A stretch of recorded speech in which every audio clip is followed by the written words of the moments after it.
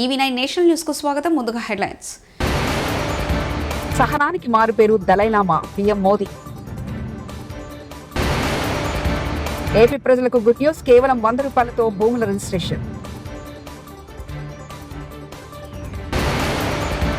భవిష్యత్తులో మహిళలకు టికెట్లు ఇచ్చి ఎమ్మెల్యేలుగా గెలిపించుకుంటాం, సీఎం రేవంత్ రెడ్డి. 5 ఏళ్ల పట్టుదలతో కష్టపడి పనిచేశా, ఎప్పుడు రాని మేజార్టీతో గెలిచా, మంత్రి లోకేష్. టిబెటన్ ఆధ్యాత్మిక గురువు 14వ దలైలామా 90వ జన్మదిన వేడుకలు ఆదివారం ధర్మశాలలో వైభవంగా జరిగాయి. ప్రధాని మోదీతో సహా పలువురు ప్రముఖులు ఆయనకు జన్మదిన శుభాకాంక్షలు తెలిపారు. 140 కోట్ల భారతీయులతో పాటు నేను కూడా దలైలామాకు జన్మదిన శుభాకాంక్షలు తెలుపుతున్నా. దలైలామా ప్రేమ, కరుణ, సహనం, నైతిక క్రమశిక్షణకు మారుపేరు. ఆయన దీర్ఘాయుష్యు కలిగి ఉండాలని ప్రార్థిస్తున్నా అంటూ ఎక్స్ లో పోస్ట్ చేశారు. ప్రజా సమస్యలు పరిష్కరించే దిశగా చంద్రబాబు సారథ్యంలోని కూటమి ప్రభుత్వం చర్యలు చేపట్టింది. అందులో భాగంగా గ్రామ లేదా వార్డు సచివాలయంలో నామమాత్ర ఫీజుతో త్వరలో ప్రారంభించేందుకు సర్కారు బడిబడిగా అడుగులు వేస్తుంది. చర్యలను వేగవంతం చేసింది. సబ్ రిజిస్ట్రార్ కార్యాలయం నిర్ధారించిన మార్కెట్ విలువ ప్రకారం సదరు ఆస్తి విలువ 10 లక్షల లోపు ఉంటే 100, అంతకంటే తక్కువ ఉంటే 1000 రూపాయల ఫీజును స్టాంప్ డ్యూటీ కింద తీసుకోనున్నారు. రాజీవ్ గాంధీ తెచ్చిన మహిళా రిజర్వేషన్ల బిల్లు వల్లే మహిళలకు అవకాశాలు అందిపుచ్చుకున్నామని సీఎం రేవంత్ రెడ్డి తెలిపారు. భవిష్యత్తులో వారికి ఎమ్మెల్యే టికెట్లు ఇచ్చి గెలిపించే బాధ్యత కూడా తీసుకుంటామని ఆయన అన్నారు. గత ప్రభుత్వం రాష్ట్ర మంత్రివర్గంలో ఒక్క మహిళ కూడా చోటు ఇవ్వలేదని ఆయన ఆవేదన వ్యక్తం చేశారు. అంతకుముందు రాజనగర్లోని వ్యవసాయ వర్సిటీలో ఆయన మొక్కలు నాటారు. అనంతరం ఏర్పాటు చేసిన కార్యక్రమంలో సీఎం మాట్లాడారు. శాఖ, దేవాదాయ శాఖ మంత్రివర్యులు సోదరిమణి కొండ సురేఖ గారు, మాజీ మంత్రివర్యులు శాసన మండలి చీఫ్ విప్ పట్నం మహేందర్ రెడ్డి గారు, చేవెళ్ళ శాసనసభ్యులు మిత్రులు, ఈరోజు అమ్మ ఒడిలో, అమ్మ బడిలో, అమ్మ పర్యవేక్షణలో ఏమి ఇచ్చినా వాటికి రక్షణ ఉంటుంది. అందుకే ఈరోజు అమ్మ ఆదర్శ పాఠశాల పేరు మీద గ్రామీణ ప్రాంతాలలో, తండాలలో, గూడాలలో, మారుమూల పల్లెల్లో ఉన్న పాఠశాలలన్నిటినీ ఈరోజు మా ఆడబిడ్డల చేతిలో పెట్టడం జరిగింది. పిల్లల అటెండెన్స్ పంతులు తీసుకుంటే పంతులు పాఠశాలకు వస్తుర్రా లేదా వాళ్ళ అటెండెన్స్ తీసుకునే బాధ్యత మా అక్కలకి ఇచ్చిన ఈరోజు. ఎందుకంటే పిల్లల చదువు పట్ల శ్రద్ధ చూపించేది కన్న తల్లి కంటే ఎవరు ఎక్కువగా ఉండరు కాబట్టి ఈరోజు పాఠశాలలు మా అక్కల చేతిలో పెట్టినాం. ఇదే కాదు, ఒకప్పుడు సోలార్ వ్యాపారం, సోలార్ పవర్ ప్లాంట్స్ పెట్టాలంటే అదానీలు రావాలి, అదానీల వ్యాపారం అనేది. కానీ ఈరోజు 1000 మెగావాట్ల సోలార్ పవర్ ప్లాంట్స్ ఈరోజు మా అక్కల చేతుల్లో పెట్టి స్వయం సహాయక సంఘాలకు బాధ్యత ఇచ్చి ఈరోజు 1000 మెగావాట్ల సోలార్ విద్యుత్ ఉత్పత్తి ఒప్పందాలు విద్యుత్ శాఖతోని మా ఆడబిడ్డల చేతిలో, మా అక్కల చేతిలో పెట్టినాం. అదే కాదు, ఈరోజు ఆర్టీసీ బస్సులో మా అక్కలు ఉచిత ప్రయాణం చేస్తున్నారు. గతంలో అమ్మగారి ఇంటికి వెళ్ళాలన్నా, అమ్మవారిని దర్శనం చేసుకోవాలన్నా మా అక్కలకైతే ఇంటి ఆయననో లేకపోతే కొడుకునో పైసలు అడగాల్సిన పరిస్థితి, కిరాయి పైసలు. ఇప్పుడు ఇంటి ఆయన పని మీద ఆఫీస్కి పోతే అక్క అమ్మగారి ఇంటికి పోయి అమ్మని చూసి మళ్ళీ ఇంటికి ఆయన వచ్చే లోపల వచ్చేటట్టు ఉచిత బస్సు ప్రయాణం ఇచ్చినాం. బస్సుల్లో ఉచితంగా మా అక్కలు, మా చెల్లెళ్ళు ప్రయాణం చేయడం కాదు, ఈరోజు రాష్ట్రంలో 1000 బస్సులు కొని మా ఆడబిడ్డలే ఆర్టీసీకి కిరాయికి పెట్టిరు. ఇలా 1000 బస్సుల యజమానులు మా అక్కలు అయినరానంటే ఈరోజు వాళ్ళ చేతుల్లో వ్యాపారం ఉంటే బాగుంటుంది అని చెప్పి మా అక్కల కోసం ఈరోజు ప్రత్యేకమైన ప్రణాళికలు చేసినాం. ఈరోజు హైటెక్ సిటీ అంటే మన వాళ్ళందరూ విప్రోనో, ఇన్ఫోసిస్నో లేకపోతే మైక్రోసాఫ్టో ఇట్లాంటి మా పాత్రికేయ మిత్రులు పేపర్లలో రాస్తుంటారు. కానీ మా అక్కలకు హైటెక్ సిటీ పక్కన, హైటెక్ సిటీ ఎంతుందో అంత 3.5 ఎకరాలలో కొన్ని 100 కోట్ల రూపాయల స్థలాన్ని వాళ్ళకిచ్చి ఇందిరా మహిళా శక్తి పేరు మీద రాష్ట్రం నలుమూలలో వాళ్ళు ఉత్పత్తి చేసిన వస్తువులను ఈరోజు ప్రపంచ దిగ్గజ కంపెనీలతో పోటీపడి నిర్వహించే విధంగా ఈరోజు మరి మా ఆడబిడ్డలకు ఇచ్చినాం. మా పాత్రికేయ మిత్రులు ఎందుకో మరి విప్రో, మైక్రోసాఫ్ట్ గురించి రాస్తున్నారు, కానీ మా ఆడబిడ్డల ఇందిరా మహిళా శక్తి అక్కడ ఉన్న వాళ్ళ వ్యాపార సముదాయం గురించి అస్సలు రాయడం లేదు.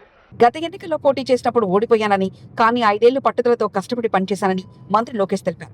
ఆ కష్టానికి ఫలితమై ఎప్పుడు రాని మేజర్తో గెలిచానంటూ ఆయన అన్నారు. విద్యాశాఖ మంత్రిగా బాధ్యతలు తీసుకునేటప్పుడు కష్టమైన శాఖ ఎందుకు తీసుకున్నానని తనను చాలా మంది అడిగారని లోకేష్ చెప్పారు. అంతకుముందు నెల్లూరులో VR మోడల్ పాఠశాలను మంత్రి లోకేష్ ప్రారంభించి మాట్లాడారు. అనంతరం తరగతి గదులు, డిజిటల్ విద్యా విధానాన్ని, లైబ్రరీలో పుస్తకాలను ఆయన పరిశీలించారు. ఏకంగా ఎస్పీ బాలసుబ్రహ్మణ్యం గారు, జీవీకే రెడ్డి గారు, ఇంకా వేదిక పైన ఉన్న నారాయణ గారు, మా పక్కనే నిలబడుతున్న సోమిరెడ్డి చంద్రమోహన్ రెడ్డి గారు, ఇంకా కోటమిరెడ్డి శ్రీధర్ రెడ్డి గారు, మాజీ chief justice P Chandrashekar Reddy గారు కూడా ఈ పాఠశాల నుంచే వచ్చిన వారు. కారులో వస్తుంటే నారాయణ గారు చెప్పారు, 6th క్లాస్ నుంచి 10th క్లాస్ వరకు నారాయణ మాస్టర్ గారు ఇదే పాఠశాలలో చదివారు. ఏకంగా ఆయన చదువు పూర్తి చేసిన తర్వాత టీచర్గా ఆయన ప్రయాణం కూడా ప్రారంభించింది ఇదే VR హై స్కూల్ అని ఈ సభాముఖంగా మీకు తెలుపుతున్నాం. నేను పదే పదే ప్రజాప్రతినిధులందరినీ కోరుతున్నాం, ఇలాంటి సమావేశంలో రాజకీయాలు మనం మాట్లాడకూడదు. ఏకంగా రాజకీయాలు దూరం పెట్టాల్సిన అవసరం ఉంది. అనేక కారణాల వల్ల ఈ పాఠశాల మూతపడింది. కానీ నారాయణ గారు డోర్ టు డోర్ తిరిగి ఆనాడు ప్రజలందరికీ హామీ ఇచ్చారు, మూతబడిన VR హై స్కూల్ని తిరిగి ప్రారంభిస్తా అని చెప్పారు. మన ప్రభుత్వం ఏర్పడిన మొదటి సంవత్సరంలోనే చేసి సాధించిన వ్యక్తి మంత్రి నారాయణ గారు. నా పక్కనున్న 2 పిల్లల్ని అడిగా, ఇంత అద్భుతమైన ప్లే గ్రౌండ్, అద్భుతమైన టీచర్లు, అద్భుతమైన కరికులం, స్మార్ట్ బోర్డ్స్ మా నెల్లూరు సిటీలోని ఎక్కడ లేదు, అందుకే మేము వచ్చి ఈరోజు ఈ VR హై స్కూల్లో చేరటం జరిగిందని వాళ్ళు చెప్తాం జరిగింది. ఈ స్కూల్ గురించి కూడా చెప్పాలి. నారాయణ గారు పర్సనల్గా తీసుకున్నారు. ఫైల్ ఎక్కడుందో వెంటాడారు. నాకు గుర్తున్నంత వరకు ఒకరోజు రాత్రి 10ంటికి ఫోన్ చేశారన్న.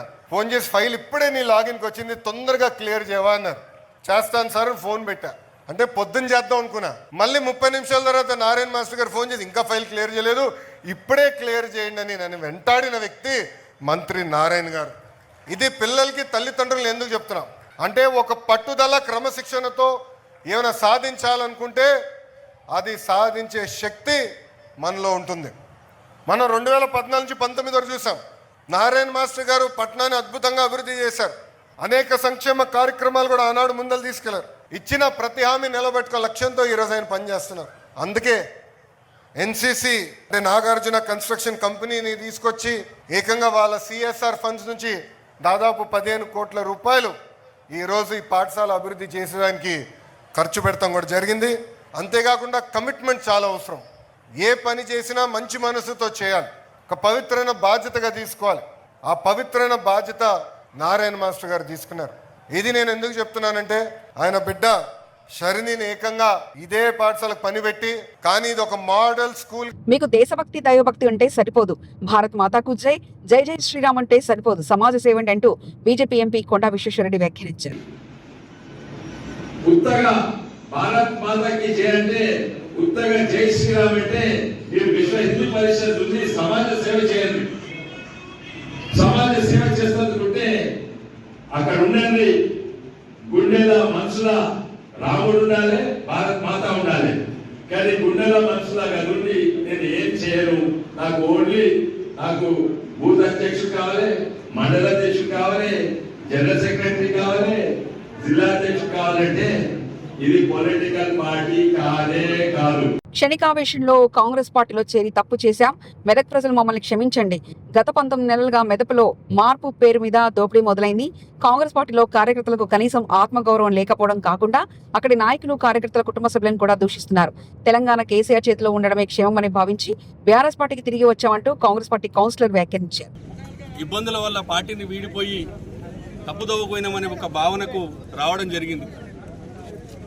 మార్పు పేరు మీద మరో దోపిడీ మెదక్లో ప్రారంభమైంది. గత 19 నెలలుగా మేము అనేక రకాలుగా, నేను కానీ నరేంద్రన్న కానీ, సరే పదవుల విషయం దేవుడెరుగు, కనీసం ఆత్మగౌరవం మర్యాద కూడా లేనటువంటి పరిస్థితిని చూసినటువంటి పరిస్థితులు ఉన్నాం. మేము అక్కడ గెలిచిన 2 నెలల నుండి గెలుపు కొరకు పనిచేసేటువంటి ఏ వ్యక్తిని కూడా ఆదరించకపోగా, కనీస మర్యాద గౌరవాలు లేకున్నట్టు చూసినటువంటి పరిస్థితిని మేము అనేక రకాల ఇబ్బందులు ఎదుర్కోవడం జరిగింది.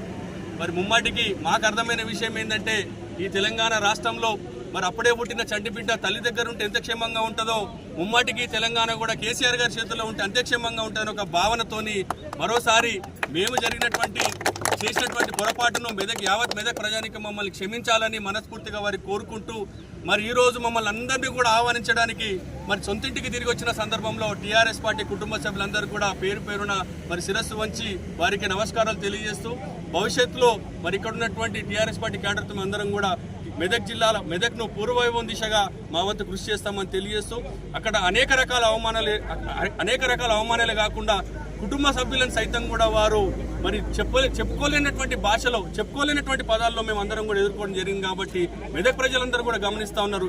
ఏది కోల్పోయారో మరి ఏదైతే కరెక్ట్ అనేది కూడా మెదక్ ప్రజలకు కూడా ఇప్పటికీ అర్థమైంది. కాబట్టి మెదక్ ప్రజానికి అందరికీ కూడా మేము శిరస్సు వంచి నమస్కారాలు తెలియజేస్తూ మరి ఆనాడు మా వెంట ఉన్నటువంటి మెదక్ ప్రజానికానికి కూడా భవిష్యత్తులో కూడా మాతో పాటు మరి ఆశీర్వాదాలు ఉంటాయని చెప్పేసి ముమ్మాటికి మాతో పాటు కలిసి నడుస్తారని చెప్పి ఆశిస్తూ మరి కాంగ్రెస్ పార్టీని వీడి ఈ రోజు టీఆర్ఎస్ పార్టీ చేరుతున్న సందర్భంలో హరీష్ అన్న నాయకత్వంలో పద్మక్క నాయకత్వంలో మరి కేసీఆర్ గారి నాయకత్వంలో శ్రీశైలం ప్రాజెక్టుకు వరద మరింత పెరుగుతుంది. జూరాల సింకిస్ల ప్రాజెక్టు నుంచి 1,98,550 క్యూసెక్ల వరద నీరు శ్రీశైలం జలాశయంలోకి చేరుతుంది. శ్రీశైలం నుంచి అవుట్ఫ్లో 59,239 క్యూసెక్లుగా ఉంది. ఎడమగట్టు విద్యుత్ కేంద్రం 35,315, కుడిగట్టు విద్యుత్ కేంద్రం నుంచి 23,924 క్యూసెక్లు విద్యుత్ ఉత్పత్తి ద్వారా నాగార్జున సాగర్ కు విడుదల చేస్తున్నారు. శ్రీశైలం ప్రాజెక్టు పూర్తి స్థాయి నీటి మట్టం 885 అడుగులు కాగా ప్రస్తుత నీటి మట్టం 880.40 అడుగులుగా ఉంది.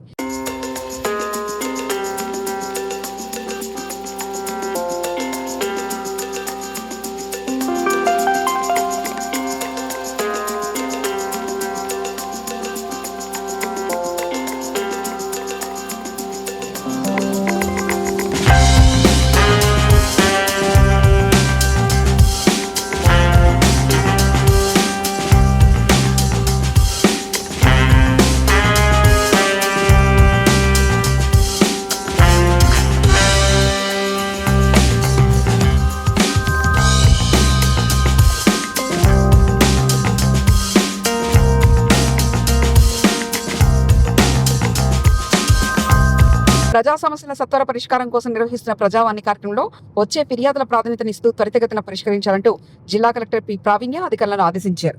జిల్లా కలెక్టర్ కార్యాలయ సముదాయ సమావేశ మందిరంలో సోమవారం నిర్వహించిన ప్రజావాణి కార్యక్రమానికి 46 ఫిర్యాదులు అందాయి.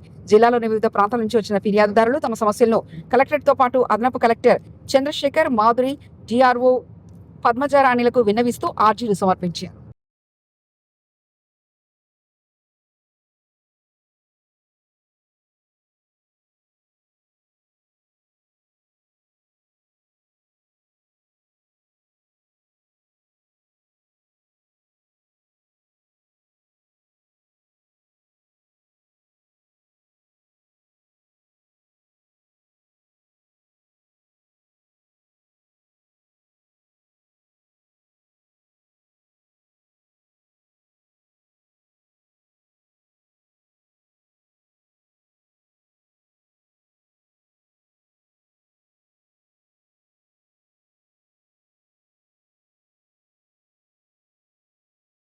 Aminpur municipal office municipal commissioner Aminpur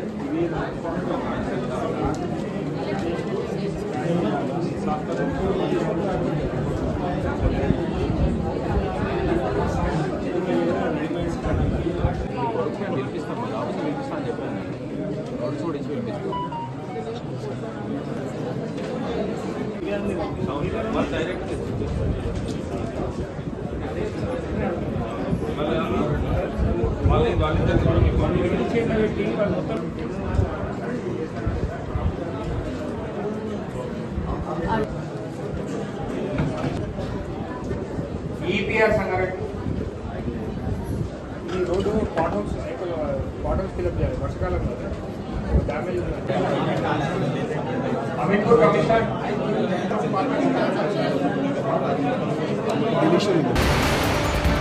సహనానికి మారు పేరు దలైలామా పీఎం మోదీ.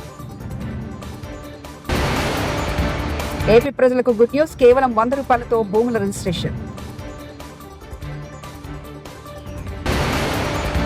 భవిష్యత్తులో మహిళలకు టికెట్లు ఇచ్చి ఎమ్మెల్యేలుగా గెలిపించుకుంటాం సీఎం రేవంత్ రెడ్డి.